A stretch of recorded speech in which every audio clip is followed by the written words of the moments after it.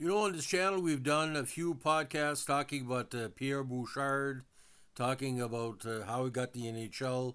He's unfortunate for the Habs, anyway, not unfortunate for Boston. The big knockout loss to Stan Johnson in the 78 NHL finals. But today we're talking about a weird part of history that maybe changed the waiver rule for the better. In 1978, on October 9th of that year, he was claimed by the Washington Capitals from Montreal as the first pick in a 78 initial waiver draft for the price of $2,500. Given the rules of the waiver draft, the Canadiens could only protect 18 of 21 players who had been part of their 78 Stanley Cup title team. They had no desire to lose Bouchard, but had to leave him unprotected. Knowing he only wanted to play in Montreal, the Canadiens tried to get him back from the Caps in the trade that saw them send Rod Schutt to the Caps after the draft.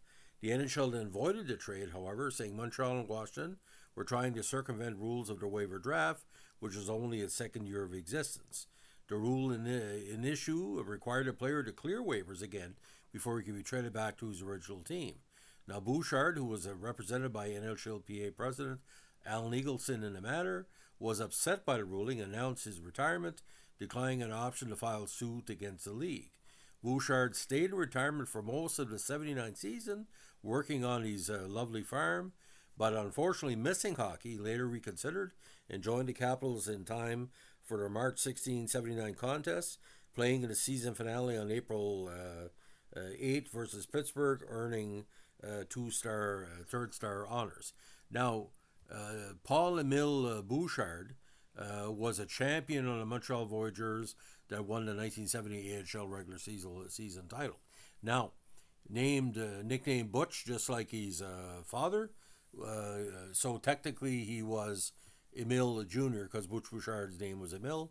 He also played with the Montreal Palestre National Quebec Junior B team, Montreal of the OHA, and Cleveland Montreal of the AHL, and Hershey of the AHL. Now, he worked as a very successful color commentator post-retirement for French broadcasts on Montreal games. He remained in broadcasting and became host of a popular French-language Montreal Sports Talks radio show, working in radio for a total of 18 years. Now, he owned a farm in Vergès, Quebec, that he worked on during off-season of his NHL career and stayed active in farming well into his retirement as he was working as a broadcaster. He quit broadcasting in 2002 to devote himself full-time to his lovely farm. Now, he served as president of Montreal Canadiens Alumni Organization after retirement. That's when I met him in Woodstock in 2010. A very jovial guy, almost like royalty-like.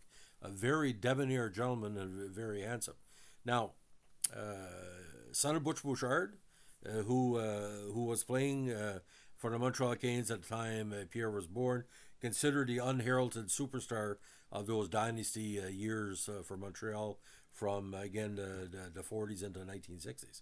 Now, ironically, he was highly touted by the Quebec Nordiques, and he was taken in the 72 WHA draft, but also was selected by the Stingers in the 72 WHA Pro Draft of Pro Players, which was held in June 73.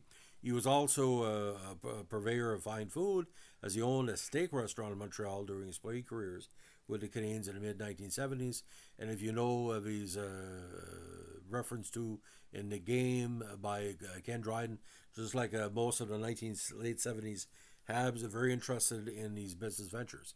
So 595 regular season games, 24 goals, 82 assists, 106 points. In 8 years in the Stanley Cup playoffs, 3 goals, 10 assists for 13 points, 56 medals and penalties.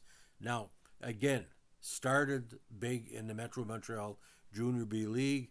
The 6'2", 195-pound left-handed shot was Montreal's number one pick in the Key 65 draft, 5th overall. So the native of Montreal, who also was hails from Longueuil, still considered one of the most underrated players in Montreal history, and of course, he's famous. Number 26 has been a popular favorite for a number of years. So again, if you want to find more about Pierre Bouchard, check our Stan Johnson fight podcast with him. and the original podcast we did. So the waiver rule can be freaky. I've done stories about that. The waiver rule is very unique. It's not like Major League Baseball. You got the rule 5, but the NHL is completely different because how it worked back then, you could only protect so much players from a championship team. They were trying to keep parity in the league. Thanks for listening. Bye.